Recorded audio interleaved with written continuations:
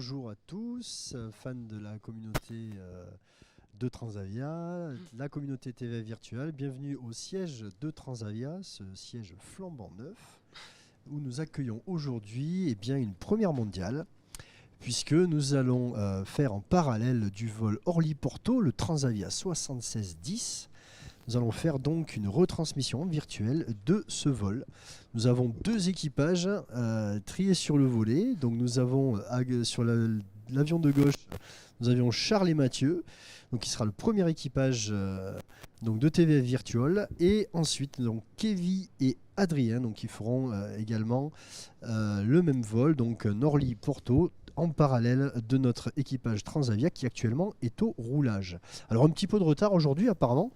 Lié à un aléa d'exploitation bien connu de nous pilotes, à savoir une collision aviaire, voilà, sur un avion précédent, un avion au décollage donc a heurté un oiseau malheureusement, et donc ça fait retarder un petit peu les décollages, puisqu'il faut inspecter la piste pour que tous les avions puissent s'envoler en toute sécurité. Voilà. Lucie est avec moi aujourd'hui, Lucie Tost, donc officier pilote. Bonjour, je m'appelle Lucie Tost, je suis copilote chez Transavia France et aujourd'hui je vais animer aux côtés de Pierre ce live avec TVF Virtual. Voilà, donc nos équipes TVF Virtual sont en train de préparer l'avion. Je vois qu'on démarre la PI.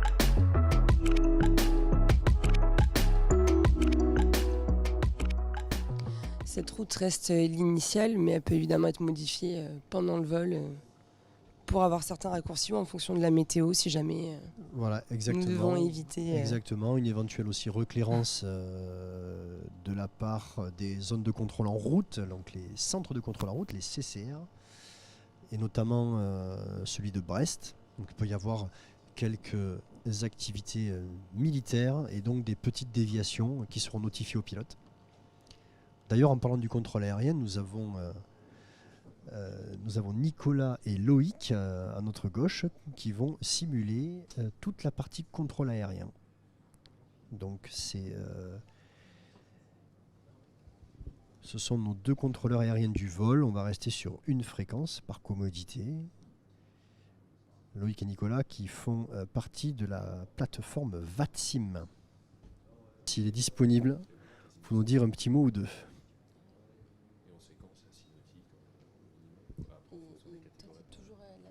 C'est bon? Tu es disponible? Allez, un petit mot? Alors bonjour à tous, moi je m'appelle Charles Leclinge du coup. Aujourd'hui je suis avec Mathieu mon collègue et en gros on est en train de représenter le vol virtuel, enfin le vol réel pardon, dans lequel se trouve... J'aurais peut-être dû préparer un meilleur petit speech je crois. Mais pour résumer, il y a un vol réel qui a lieu de... Voilà, donc l'interruption de tâche, c'est notre quotidien. Donc il a donné priorité à la clairance que le contrôleur lui a donnée, et il a tout à fait raison. Donc là, nous sommes en vol dans ce simulateur qui est Microsoft Flight Simulator 2020. Pardon. Nous sommes dans le PMDG 737 qui représente un Boeing 737 le plus fidèlement possible avec les moyens possibles. Si c'est un pilote qui le dit, je fais confiance. Je suis avec mon collègue Mathieu Pereira. On est deux pilotes dans la compagnie virtuelle Transavia France. Et là en fait on suit le... Comment ? Alors de la simulation, Là, depuis que je suis gamin. Je pourrais pas vous dire l'âge à laquelle j'ai commencé. J'ai commencé sur premier simulateur, c'était Flight Simulator X. Ça remonte. Ensuite, je suis passé sur X-Plane. Et maintenant, je suis là-dessus. Et en vrai, je passe mon PPL avant de passer pro, j'espère. Et j'ai une trentaine d'heures de vol sur Cessna 172. Oui, là en fait, ce qu'on fait, c'est qu'on suit le vol réel, dans lequel se trouvent d'ailleurs les administrateurs de l'AVA sur le vol réel. Donc on est parti d'Orly, on va à Porto, on a pris Lisbonne en alternate. Ce qu'on fait, c'est que là, on essaie de rattraper le retard qu'on a eu. Donc on a reçu des directs, on nous a demandé d'augmenter, si on pouvait augmenter en vitesse. On a choisi Mach.79 parce qu'on ne veut pas consommer non plus des masses, mais bon, okay. On a du kérosène, on a de quoi faire. Tant qu'on ne touche pas trop à la réserve finale, ça ne devrait pas poser de problème. Là actuellement je suis pilote flying et Mathieu est le pilote monitoring. Au retour on échangera les rôles. L'idée c'est de faire le plus possible comme en vrai avec ce qu'on peut faire et les connaissances qu'on a. Ça va aujourd'hui. Je suis avec Kevin, l'autre... Donc toi ça fait combien de temps que tu es chez TVF Virtual ? Ça doit faire à peu près 1 an aussi. En fait, je connaissais déjà Transavia puisque en réel, pour partir en Europe, j'utilisais énormément Transavia. J'avais eu, il y a peut-être, je crois, 4 ou 5 ans de ça, la chance d'avoir pu discuter avec des pilotes de Transavia pendant un vol. Et puis, par rapport aux destinations qu'ils faisaient, je le faisais déjà en simulation, mais sans être vraiment dans la compagnie virtuelle. Et donc, je suis tombé dessus par hasard. Et voilà, c'est que du bonheur. Voilà. Donc, en plus du côté simulation, c'est aussi Transavia qui te plaît dans ce milieu-là. C'est une compagnie que tu affectes plus qu'une autre, par exemple ? Oui, parce que j'ai quand même pas mal voyagé. Et je dirais que déjà, pour tout ce qui est retard, etc., c'est pas le cas, on va dire. La plupart du temps, quand même, j'allais souvent à Barcelone, à Madrid. C'était toujours à l'heure. Et surtout, pour avoir discuté avec des pilotes et même les PNC, des personnes vraiment très agréables. Donc, merci. J'aime partir avec Transavia et même pour des amis à moi qui devaient partir en Europe ou ne serait-ce que même en Grèce, je leur conseille les 3/4 du temps de partir avec Transavia. Parce que généralement, ça se passe toujours bien et en plus, les retours sont toujours positifs. Merci, ça fait plaisir à entendre. Et donc toi, dans la vie, qu'est-ce que tu fais à côté de TVF Virtual ? Moi, je suis conducteur de train. Voilà. Il y en a beaucoup ici, j'ai l'impression. Ouais, après, faut savoir que, mine de rien, les passionnés d'aéronautique sont aussi un petit peu, je dirais pas passionnés de ferroviaire, mais voilà, c'est des machines qu'on pilote en fait. Et du coup, ça se ressemble un petit peu puisque quand on est conducteur de train, on a aussi des checklists à faire, on a aussi des procédures mémorisées à respecter.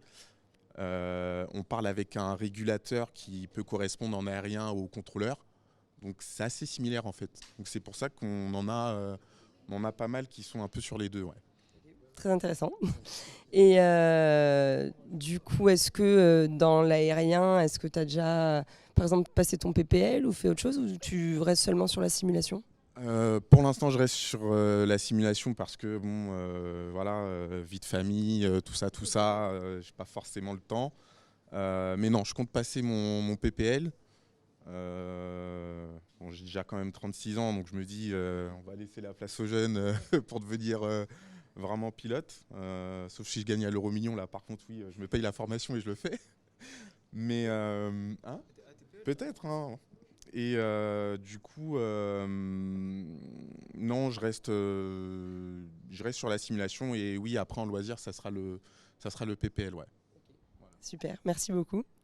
Et du coup, toi, t'as l'impression d'y être quand tu fais une simulation de vol comme celle-ci ? Oui, totalement, parce que comme on peut le voir, on se rapproche quand même vachement des procédures. Le contrôle aérien qu'on utilise, ils sont aussi très carrés, ils se rapprochent eux-mêmes aussi vachement des procédures. Et puis quand on fait des événements, puisque je m'occupe de tout ce qui est événements sur Transavia Virtuel, donc on organise des événements où justement tous les pilotes vont se rejoindre sur une journée pour aller sur une destination. Et il peut se passer plein de choses, on peut avoir des soucis techniques, on peut avoir la météo qui justement va engendrer de l'attente, etc. Ou des événements où il y a énormément de personnes, puisque c'est quand même, on utilise un réseau qui s'appelle VATSIM qui est utilisé quand même dans le monde entier. Donc on a des pilotes de partout. On a d'autres compagnies aussi virtuelles, donc ça fait énormément de monde. Et justement, quand tout ce monde-là doit aller dans une même destination, on a vraiment l'impression d'être dans la réalité. Il y aura du retard, il y aura de l'attente. Il y a plein de choses qui rentrent en compte, comme dans la vraie vie, en fait. Donc je m'y crois vachement. Ouais. Super, oui, je suis assez impressionnée de la réalité de tout, du pilotage, de la situation, tout ce qui se passe. Donc c'est très intéressant. Merci beaucoup et j'espère que le vol retour se passera mieux du coup. De la similitude avec l'ATC, en réalité, c'est très similaire ou pas tant que ça? On arrive à reproduire énormément de choses par rapport à la réalité. Là, pour l'événement, on a ouvert toutes les positions de Paris-Orly. Donc on a eu la délivrerie, le sol, la tour, la fréquence départ, Paris Contrôle qui était ouvert et Brest. Donc là, tout est comme dans le réel. On pourra ouvrir plus de positions en fonction de la charge de trafic qu'on aurait, mais pour le coup, là, on a largement quoi faire. Donc les pilotes sont vraiment dans des conditions réelles de vol. Ils interfèrent avec une ATC virtuelle, mais qui est vraiment similaire à l'ATC en réalité. Ça fait longtemps que tu fais partie de TFL Virtuel. Alors moi, je suis membre de TFL depuis 2 ans. Là, nous, on est sur le contrôle aérien, lui, virtuel, est un réseau à part. Donc nous, on est sur VATSIM. Et donc VATSIM, ça fait un peu plus, ça va faire 3 ans que je suis avec eux. Et donc, comme pour un pilote ou pour un ATC, on a plusieurs qualifications à passer. On commence d'abord au sol, puis à la tour, avec des examens à passer, parfois avec de vrais contrôleurs. Et donc on fait donc sol, tour, approche, puis centre. Moi, ça fait un petit peu moins de 6 mois que maintenant je suis au centre. Et attendez 2 petites secondes. Et donc moi, mon examen centre, pour le coup, je l'ai passé avec donc 2 examinateurs, dont un qui est contrôleur en Suisse, en route. Donc pour le coup, c'était un vrai contrôleur qui m'a aussi fait passer mon examen. Ouais, c'est assez stressant, mais c'est plaisant aussi. C'est une autre partie de la simulation aérienne qui est moins connue, mais tout aussi importante. Et pour que ça te prenne autant de ton temps, c'est que tu dois être passionné, j'imagine. Qu'est-ce qui a fait que tu as envie de te lancer dans VATSIM, TV Virtual et de participer à ce live aujourd'hui? Ah bah oui, il faut être passionné. C'est de toute façon, l'aviation, ça reste un monde de passionnés, que ce soit du côté pilote ou du côté contrôleur aérien. Je ne reconnais pas chez nous qui ne sont pas passionnés. Et du coup, moi j'ai rejoint VATSIM pour l'envie de pouvoir contrôler. Et donc eux m'ont très bien accueilli, m'ont formé et m'ont permis d'être là où je suis là du coup aujourd'hui. Et puis TVF, moi j'ai connu par celui qui a créé Transavia Virtuel, Nicolas Simon. Et donc lui, je le connais depuis plusieurs années. Et puis du coup, de fil en aiguille, on est arrivé à ce moment-là aujourd'hui où on a pu partager avec la compagnie réelle Transavia. Et VATSIM est venu en support pour pouvoir leur offrir aussi le service ATC de qualité. Super. Et d'où te vient cette motivation, du coup, cette passion à faire ça à côté de ton travail? La passion de l'aérien, moi si je peux joindre, moi je suis conducteur de train, donc plus côté ferroviaire, mais l'aérien m'a toujours passionné. Et c'est une partie du monde aérien plus discret, mais tout aussi important. Et j'aime bien justement, c'est vivant, on n'a pas de temps de pause ou autre. C'est toujours essayer d'éviter tout ce qui peut être conflit, avantager aussi les pilotes, tout en respectant la réglementation réelle. Et tu as déjà songé du coup à te lancer dans l'aérien et à quitter le milieu ferroviaire? Alors le quitter à 100% non, mais disons que c'est toujours dans un côté de ma tête, et de savoir que les cadets sont ouverts, je l'ai bien pris en compte. Parfait, j'espère que tu nous rejoindras peut-être un jour alors. Merci beaucoup. Du Transavia 7610, indicatif 66 Zulu Romeo. Donc avion qui est commandé par Julien Barrault, copiloté par Mathieu Pilot, et donc notre équipe de PNC, Nadia, Guillaume, Dylan et Yacine.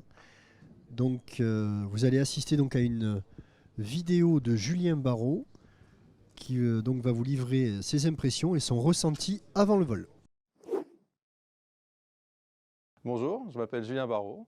Je suis commandant de bord chez Transavia depuis lâché depuis un peu plus d'un an maintenant, et je serai le commandant de bord du vol qui part vers Porto dans peu de temps d'ailleurs maintenant.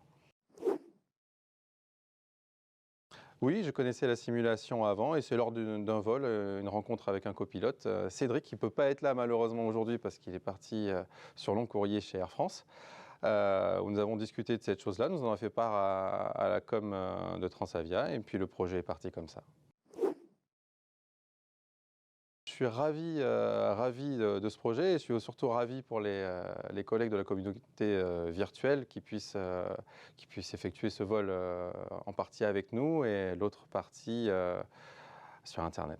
Dylan Verquin, un de nos stewards du vol, qui va nous parler de comment il a commencé à TV Virtual et les différentes facettes chez Transavia.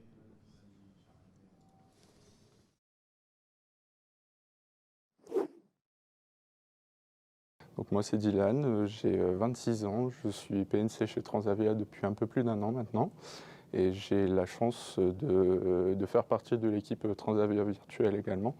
Donc je les accompagne avec une grande fierté aujourd'hui sur ce vol à destination de Porto. Je connais le fondateur, Nicolas, et puis du coup, en discutant, ensuite je suis rentré dans cette équipe et je m'occupe un peu de la partie centre des opérations dans Transavia Virtuel. C'est vrai que moi j'ai toujours la passion du vol, et puis j'aime voir toutes les facettes du monde de l'aérien. Donc c'est pourquoi je me suis élargi vers d'autres horizons, on va dire. Du coup, donc Adrien, ça fait longtemps que tu es chez TVF Virtuel? Tout à fait, ça fait maintenant 1 an et demi. Je suis très honoré d'avoir été invité. Et sinon, pour la simulation en général, ça fait 3 ans, on va dire, depuis le confinement en fait. C'est pendant le confinement que je me suis lancé. Et ça fait donc 2 ans que je suis sur 737-800 et que je fais quasiment que ça en fait. Voilà. Du coup, tu as l'impression que c'est comme si c'était dans la vraie vie, ou tu aimerais un jour peut-être te retrouver dans un vrai 737? Ah, bien sûr, moi j'aime beaucoup le côté procédurier et tout. C'est ce qui m'intéresse beaucoup en fait. Donc le fait de communiquer, de travailler en équipe, à bord d'un avion, parce que bon, être pilote, moi, je vais pas apprendre ça, mais c'est loin d'être un travail solitaire. Et oui, donc j'aimerais beaucoup faire des vols, mais pour de vrai cette fois-ci, à l'avenir sûrement. Voilà. Parce que du coup, actuellement, dans ta vie, à côté de TV Virtuel, qu'est-ce que tu fais du coup? Pour l'instant, je suis lycéen, donc je vais entrer en terminale en septembre. Mais sinon, je suis pilote de planeur. Voilà. Donc je prépare le SPL. En attendant, je fais des heures de vol. Et un jour, oui, j'aimerais bien passer sur de l'avion de ligne. C'est un peu mon grand rêve quand même. Et donc tu as déjà un pied dans le milieu.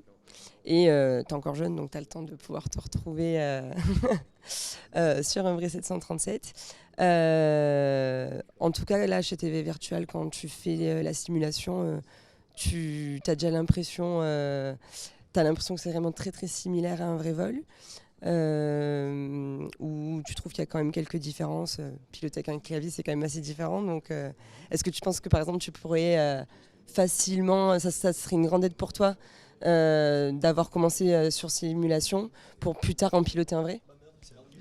Je pense que oui, la simulation, ça reste quand même assez formateur, que ce soit par exemple pour des procédures, enfin des réflexes à avoir, toujours essayer de se focaliser au maximum dans les tâches qu'on fait, la communication radio, les procédures, donc pas d'interruption de procédure. Bon, même si je pense qu'il y a quand même une marge entre la vérité et la simulation. Et ne serait-ce que, bon là on a un très bon exemple, les problèmes techniques, c'est quelque chose qui est assez récurrent. Moi aussi ça m'arrive chez moi. Bon, c'est assez frustrant, mais heureusement que ça se passe pas comme ça en vrai. Parce que bon, c'est très improductif et c'est assez dérangeant, mais oui, on peut dire que j'essaie de me rapprocher le plus possible du réel, en reprenant les procédures, en essayant de voler avec les avions similaires. Voilà. Super, et donc d'où te vient cette passion pour l'aérien et aussi la simulation? Eh bien, l'aérien, ça vient du fait que j'ai eu de la chance d'avoir beaucoup voyagé déjà pour l'instant. Pour un jeune comme moi, j'ai beaucoup voyagé et donc plus ça arrive tôt, plus il y a une sensibilité qui se crée, je veux dire. Et donc, comme j'ai pris l'avion très jeune, ça m'a très facilement fasciné. Donc je fais partie des rares personnes qui adorent le trajet, que ce soit à l'aller ou au retour. Et voilà, mais sinon, et pour la deuxième question, c'était... Par rapport à la simulation, si pour toi c'est plus pour se rapprocher de l'aérien que tu fais ça, ou si c'est quand même ça te plaît et tu trouves ça très intéressant? Moi, je trouve ça très intéressant parce que bon, quand j'étais petit, je me posais plein de questions. Déjà, la question assez basique que tout le monde se pose, pourquoi est-ce que les ailes s'ouvrent à l'atterrissage, tout simple, des questions un peu bateau, mais c'est des bases de l'aérodynamique. Et maintenant, j'arrive à expliquer ça, que ce soit par la simulation ou le vol en planeur, même les principes restent les mêmes. Et la simulation, je regardais beaucoup de streams sur Twitch et je suis tombé sur des streamers qui étaient très didactiques, qui adoraient apprendre et qui adoraient montrer comment faire de la simulation de vol. Et je les remercie, hein, c'est grâce à eux que je me suis lancé dedans, que j'ai commencé à connaître le côté procédurier et je suis très content et je suis très reconnaissant de ces personnes qui elles aussi sont des passionnés, et entre passionnés on se comprend, donc voilà, c'est comme ça que ça m'est venu et ça m'a tout de suite fasciné. Je me suis dit ah ouais, c'est les vraies procédures, c'est génial. Voilà, donc je suis très content de faire des vols réalistes. Bon voilà, je me répète, mais j'aimerais bien mettre les pieds dans le milieu professionnel plus tard. Je te le souhaite, hein, et quand on est passionné, il n'y a pas de raison. Dans ce milieu, c'est vrai qu'on a tous été entraînés par d'autres personnes qui nous ont bien motivés. Et vu là où tu en es déjà, alors que tu es juste lycéen, je pense qu'il n'y aura pas de problème pour toi. Et maintenant, nous allons vous diffuser l'interview de Nicolas Simon, CEO de Transavia, qui va vous parler de Transavia France et de sa passion pour l'aéronautique. Je m'appelle Nicolas Simon, j'ai 45 ans, je suis le fondateur de Transavia Virtuel, que j'ai ouvert il y a 2 ans aujourd'hui, quasiment, jour pour jour. Transavia Virtuel, c'est d'abord une communauté de passionnés de l'aéronautique, conjoint à ça, passionnés de Boeing 737, et qui ont envie de simuler les opérations réelles d'une compagnie virtuelle, et donc pour nous qui est Transavia. Transavia parce que c'est une équipe formidable, c'est une compagnie aérienne qui a beaucoup de succès au niveau européen. Le choix de l'avion en lui-même, et puis ça représente la France, cette partie-là, tout simplement. Du fait de ne pas pouvoir être pilote réel, on se retrouve un petit peu comme un enfant dans la partie virtuelle, et on se prend pour un pilote réel durant nos vols en simulation. Et c'est un partage en même temps entre passionnés de prendre la casquette d'un commandant quelques heures par jour. Est-ce que l'un de vous deux est disponible pour répondre à une petite question? Une question de Jennifer, qui est PNC chez nous, et qui a bien ressenti l'amour que vous portez au 737, et qui voudrait savoir ce que vous pensez du renouvellement de la flotte Transavia avec les Airbus qui arrivent. Moi, je reste quand même un amoureux du 737. Hein, voilà. Donc, ça fait toujours une peine de cœur, mais je pense pas que si j'aille voir la direction d'Air France et Transavia, je changerais d'avis. Non, on va s'adapter. Voilà. Ça t'intéresserait aussi de faire du Boeing, de faire de l'Airbus, pardon? Ça m'est déjà arrivé d'en faire. Après, c'est une autre façon de faire. Voilà. Pour moi, Boeing, on est plus sur l'humain. Et Airbus, on est plus sur l'électronique, en fait. Donc, c'est une autre façon entre guillemets, de travailler. Mais voilà, hein, quand on est passionné d'aéronautique, quel que soit l'appareil, je veux dire, tant qu'on est en l'air, tout va bien. Ça sera une adaptation, voilà. Ok, parfait, merci. Et on a une autre question de Yann qui voudrait savoir comment on peut rejoindre TVF Virtual. Nico, je te laisse répondre, du coup. Alors du coup, il y a des prérequis pour ça. On doit être forcément sur un des réseaux virtuels qui existent en ce moment, donc soit VATSIM ou Ivao. Et après, avoir un nombre minimum d'heures sur ces simulateurs pour au moins déjà qu'on connaisse les personnes, voir si elles connaissent l'environnement dans lequel elles évoluent donc sur le simulateur. Et après, derrière, généralement, on fait un petit entretien, un peu, pas de motivation, mais pour savoir quelle est la personne derrière un écran, parce que ça reste quand même du virtuel, on ne connaît pas forcément les personnes qui sont derrière. C'est assez similaire, alors c'est assez intéressant de voir qu'il y a aussi un entretien, même lorsque c'est de la simulation. Parce que en fait, nous, voilà, comme on essaie de se rapprocher de la réalité, on veut des personnes, comme disait Nicolas, qui viennent pas juste histoire d'eux. Et voilà, il faut quand même avoir un minimum de connaissances. Après, bien évidemment, justement, en faisant des vols ensemble, on apprend des uns des autres, on s'entraide, etc. Ne serait-ce que cette magnifique journée d'aujourd'hui nous permettra aussi d'apprendre d'autres choses parce que vous êtes là et on va pouvoir vous poser des questions et enrichir nos connaissances. Mais c'est réciproque parce qu'on en a même pris plein de choses aussi aujourd'hui. Voilà, donc c'est que du bonheur, mais il faut avoir ce minimum parce que on peut pas recommencer du début. Il faut avoir ce minimum. Et ce minimum, il faut le faire soi-même. Ça montre aussi une certaine motivation, en fait. Voilà. Oui, forcément, vous cherchez des personnes motivées et passionnées. Exactement, tout à fait. Parfait, merci beaucoup. Gear down flaps 15, on sort le train d'atterrissage. Configuration volet 15.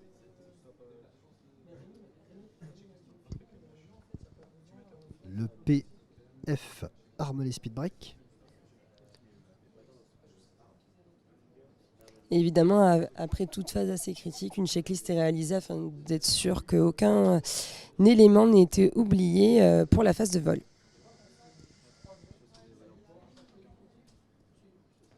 On réduit à la vitesse d'approche, 149 nœuds.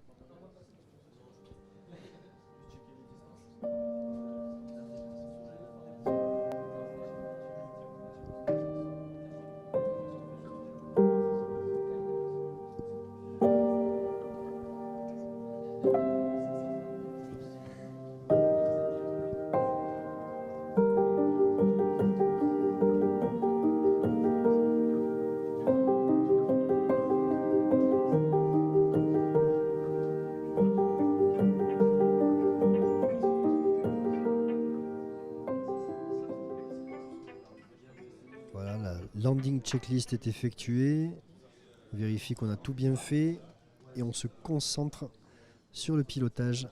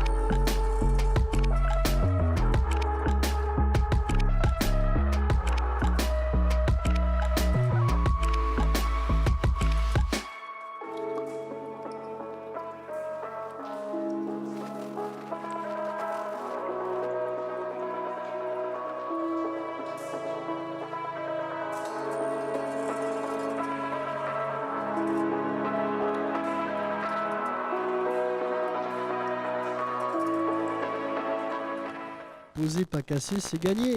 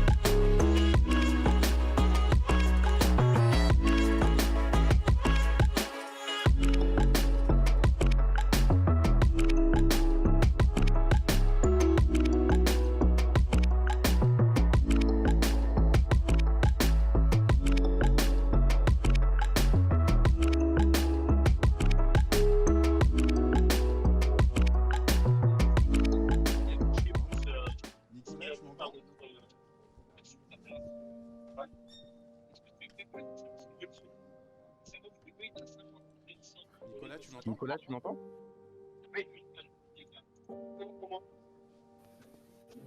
Allô, Nico? Je vous entends. Alors, écoute, on voulait savoir tes premières impressions sur le vol de Paris-Porto. Magnifique vol, belle météo, pas de turbulence, une approche en 35 airnav magnifique. C'est vraiment sympa de les voir la pratiquer en réel comparé à nous. On est proche de la réalité quasiment pour tout, donc c'est chouette. Équipage au top, bien servi, bien mangé, bien bu, bien discuté. Donc, magnifique vol. Et donc du coup, on est d'accord, hein, tu as fait donc un briefing au préalable. D'accord.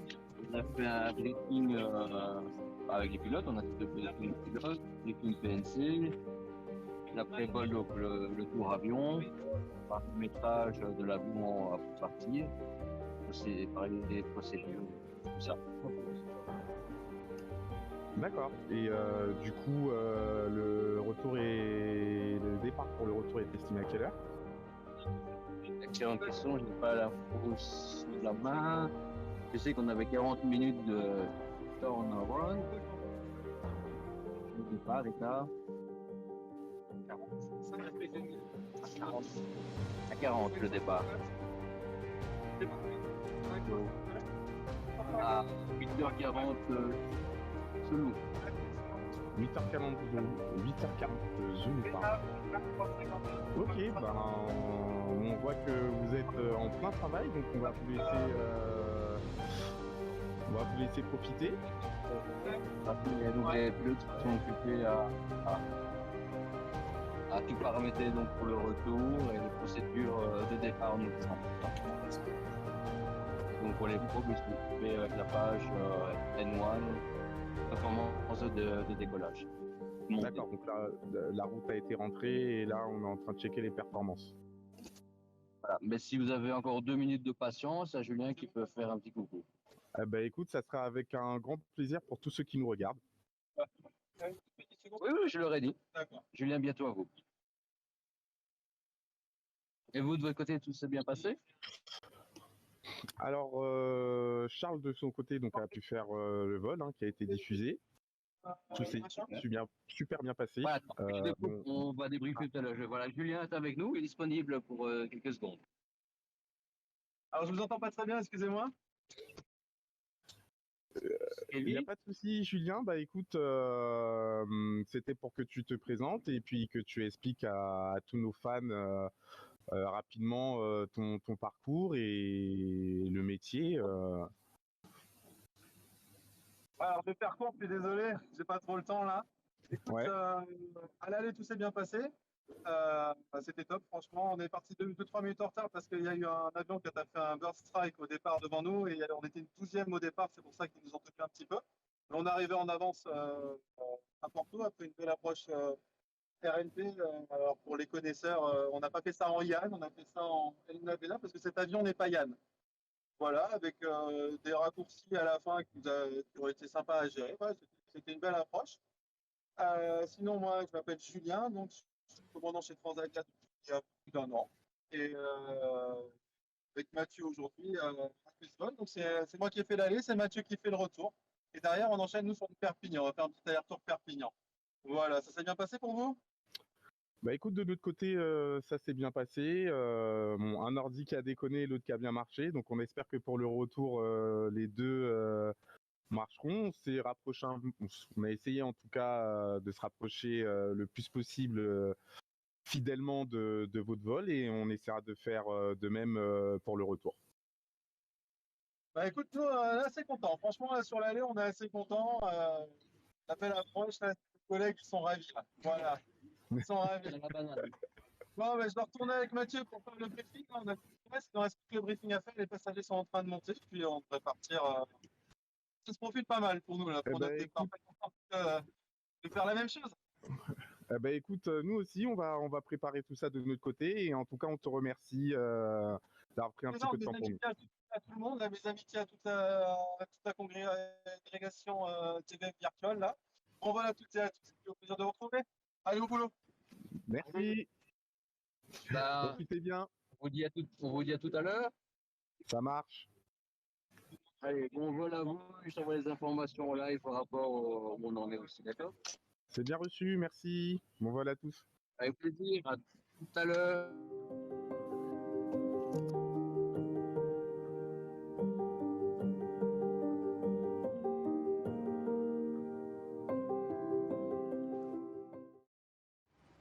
Je m'appelle Alexandre, j'ai 28 ans et puis je suis un membre de Transavia virtuel depuis quasiment 2 ans maintenant. Ça, je pense que c'est de tout petit, je pense. C'est souvent quand on est petit, on voit les avions dans le ciel et puis on se dit on aimerait bien être là-dedans. Et du coup, c'est un peu comme ça que ça m'est venu. Et puis avec le Covid, je me suis retrouvé avec plus de temps libre. Et avec plus de temps libre, j'ai découvert le monde de la simulation, j'ai découvert Transavia virtuel et 2 ans plus tard, on est là et ça a été un sacré voyage. Beaucoup de mon temps libre et c'est une opportunité de rencontrer d'autres passionnés de l'aviation qui en soi, c'est un peu ce que permet de faire Internet de nos jours, quoi. Il y a plusieurs années, ça aurait été compliqué de trouver d'autres passionnés de l'aviation sans devenir pilote, sans rentrer réellement dans la filière. Donc, ouais, toute cette expérience-là, c'était excellent, quoi. Ben là, je sais pas trop. C'est un petit mélange d'excitation, un petit peu de panique aussi, parce que ça va quand même être une belle première pour moi de rentrer dans un cockpit. Alors, s'il y a beaucoup de sensations différentes, c'est nouveau. De notre préparation du vol, qu'on a tendance à... qu'on n'a pas tendance, que l'on sacralise vraiment, on évite les interruptions de tâches à ce moment-là. Donc comment pouvons-nous calculer les performances? Eh bien, il nous faut d'abord ce qu'on appelle la FCIS, Flight Crew Information Sheet de mémoire, donc qui est un petit peu le plan de chargement que va nous donner le cordeau, avec le poids des bagages dans les soutes 2 et 3. La soute 1 étant réservée pour les AVIH, les animaux transportés en soute. Et on ne met rien en soute 4 en principe. Enfin, tout va dépendre du nombre de bagages, mais c'est rarement le cas. En 4 ans d'exploitation chez Transavia, j'ai toujours été confronté à des remplissages de soute 2 et 3 et soute 1 pour les animaux. Donc de cette FCIS va découler un zero fuel weight, donc une masse sans carburant, que nous allons insérer la ZFW, ici 56 tonnes 8. Avec le fuel jaugé, on obtient une gross weight, donc la masse actuelle de l'avion, 63 tonnes 9. Et puis ensuite, les centrages. Le centrage croisière, le centrage take-off, que l'on va insérer un petit peu plus tard.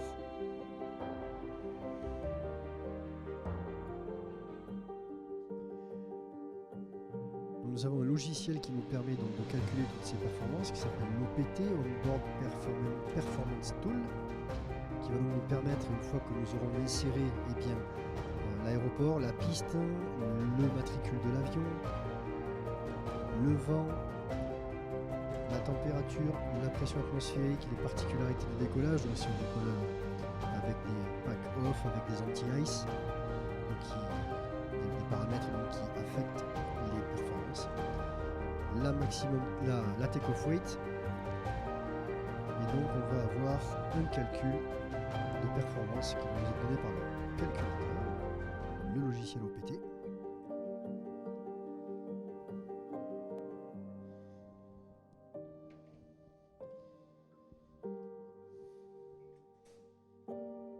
Donc plusieurs infos, voilà, plusieurs infos apparaissent. Donc le braquage volé, très important, majoritairement flaps 5. On peut avoir un braquage un petit peu différent en fonction de la longueur de piste. Sur des pistes très courtes, on aura un braquage élevé, de façon à s'arracher du sol le plus tôt possible. Une MFRA, donc une altitude d'accélération en cas de panne moteur. Une position de trim, donc c'est un petit peu différent en termes de représentation dans notre avion. Les trois vitesses sacrées, V1 139, rotation 141 AVR et la V2 145. Pour les aficionados, si un jour vous devez vous envoler sans calcul de performance, là je parle pour les simulations, on ne fait jamais ça en vrai, un petit moyen mnémotechnique 80 plus la take-off weight vous donnera pratiquement une bonne V2. Donc une température fictive, la cell temp, qui va donner donc un N1, une poussée. Donc on fait croire au moteur qu'il fait 67 degrés et donc il va adapter la poussée. Donc plus il fait chaud, plus il va dire il ne faut pas trop pousser, donc on va mettre une puissance un petit peu réduite. Mais suffisante pour pouvoir s'envoler en toute sécurité.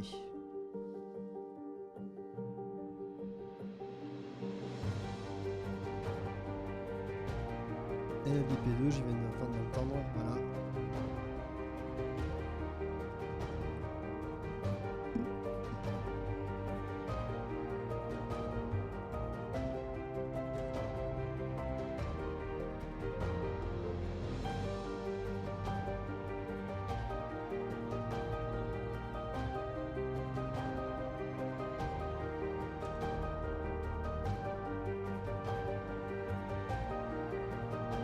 Les insertions sont soumises à un cross-check rigoureux du PF et du PM.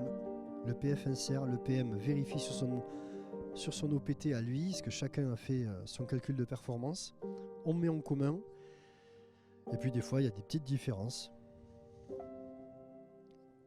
qu'il faut identifier pour être sûr d'avoir les mêmes performances et d'insérer les bonnes performances, les bonnes vitesses.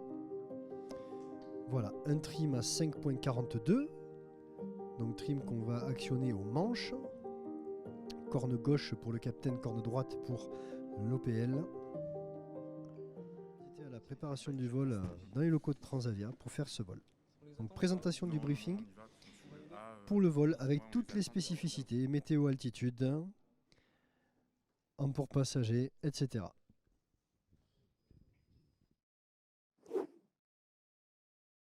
Pour aujourd'hui, donc on part de Paris-Orly en direction de Porto. Donc en alterne, on a pris Lisbonne. Pour Orly, donc nous aujourd'hui, on sera un départ sur la 07 a priori. Il y a la CID l'Aigle 7 Echo, donc avec une montée initiale indiquée au niveau 130. L'altitude terrain, 291 pieds. Environ 300. Voilà. L'altitude minimale, 3200 pieds. Donc on a dit pour les NOTAM que l'ILS 06 était inutilisable. Ouais. Pareil pour l'ILS 07 qui concerne 4.2, 4.3, inutilisable aussi. Et pour pas changer, une concentration d'oiseaux auquel il faudra faire attention sur Orly. Donc pour la procédure d'abattement de bruit. Oui, donc on a une 0.2, donc thrust réduction c'est 1500 GL. L'ACC 3000 et le OACC c'est 1500 GL aussi, au niveau du sol. Quoi d'autre Et puis de toute façon, on est équipé de GPU, Au Et, niveau de l'avion, on n'aura pas de problème. ouais. Ça, c'est... Et qu'on n'oublie pas que pour la PU, c'est maximum 10 minutes.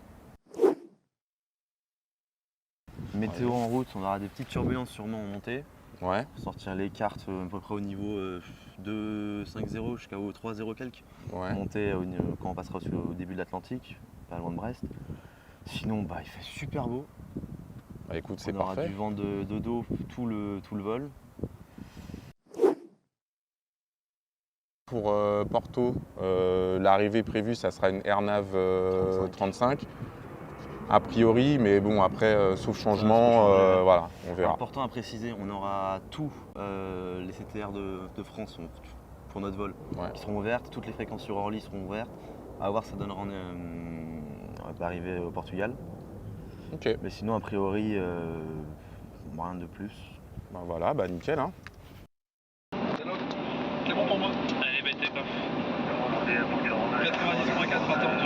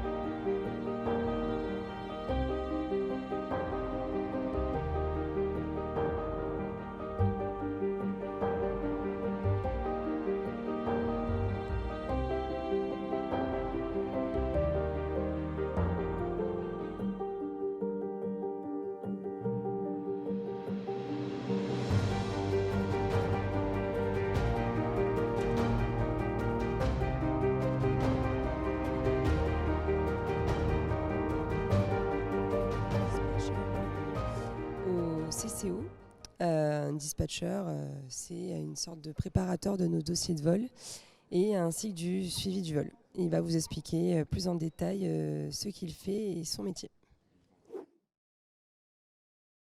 Bonjour, je suis Axel, je suis dispatcher au Centre de contrôle des opérations de Transavia. Mon rôle, c'est de déposer et de suivre les plans de vol au jour le jour pour notre exploitation.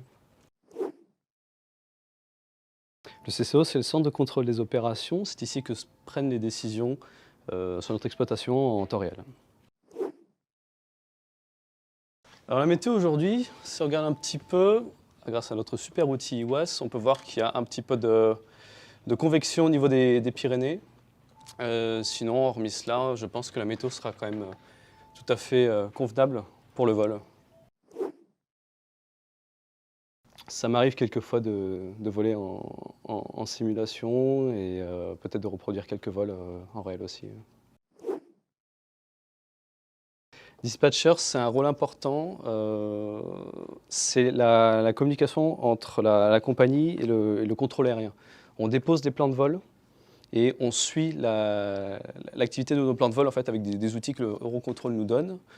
On peut gérer notamment les créneaux, on peut gérer les différents retards des vols et on peut trouver des arrangements avec le contrôle pour éviter certaines routes pour pouvoir alléger les contrôleurs en vol. Alors, le plan de vol aujourd'hui, pour les experts, c'est un départ l'Aigle. Et ensuite, ils vont descendre juste au nord de Nantes, passer par le golfe de Gascogne, arriver directement sur la Galice, directement sur Porto ensuite.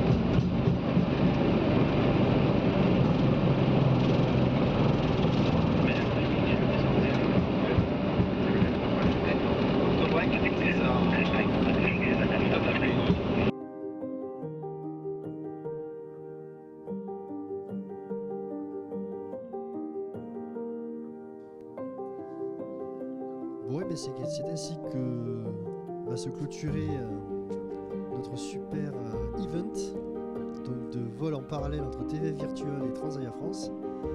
Un grand merci à toute la communauté AvGeek qui a suivi l'événement, qui va le lire, le visionner après en replay. Un grand merci à nos pilotes chevronnés qui nous ont, ma foi, plutôt impressionnés au regard de leurs compétences et de l'application des procédures, des checklists, etc. et de leur implication dans leur activité. Ça nous fait à nous écho parce qu'on est très content de partager ça avec vous. On espère que ça vous a plu autant que ça nous a plu à nous. Voilà, donc un petit mot, messieurs, pour clôturer. Franchement, c'était une journée exceptionnelle parce que je pense que pour des passionnés comme nous, se retrouver dans les locaux de Transavia avec des pilotes qui regardent à quel point on essaye de se rapprocher de la réalité, c'est juste magnifique. Donc moi je remercie Transavia pour ça parce que je pense que pour nous ça restera l'une des meilleures journées qu'on aura passées de l'année 2023, ça c'est sûr. Je vais faire un petit mot, bien sûr. Moi de même, je remercie Transavia France, Transavia au même virtuel, d'avoir organisé cette journée-là. Comme disait Kevin, d'être dans les locaux de Transavia avec du personnel, des pilotes, la communication, etc. Transavia, c'est quelque chose. Ça change du PC à la maison, quoi. C'est beaucoup plus impressionnant. Puis même de pouvoir échanger, discuter avec toutes ces personnes-là qui sont dans le milieu de l'aviation et notamment sur le 737. C'est un pur bonheur et puis un grand merci à Transavia et à toutes les personnes aujourd'hui. Puis voilà. Tu veux... Bonjour à tous, donc j'aimerais remercier à Transavia de nous avoir invités, de pouvoir être ici, pour pouvoir partager notre passion, montrer ce qu'on sait faire. Même si bon voilà, c'est que de la simulation aérienne, c'est rien de, on peut pas comparer ça à la vie réelle. Mais bon, c'est un plaisir d'être ici, de partager tout ça. J'espère qu'on se retrouvera un jour à nouveau pour une autre journée. Et voilà. Merci beaucoup. J'aimerais remercier Transavia pour cette journée. C'était un honneur d'avoir pu vous rejoindre. J'aurais jamais pensé que cela puisse se passer. Et même pour les personnes que j'ai rencontrées, que je vois virtuellement depuis 1 an et demi, ça fait tout drôle de les voir en vrai pour une fois. Et j'aimerais les remercier Transavia pour ce qui était un événement qui était très certainement une première mondiale. Donc j'espère vous revoir bientôt et merci beaucoup.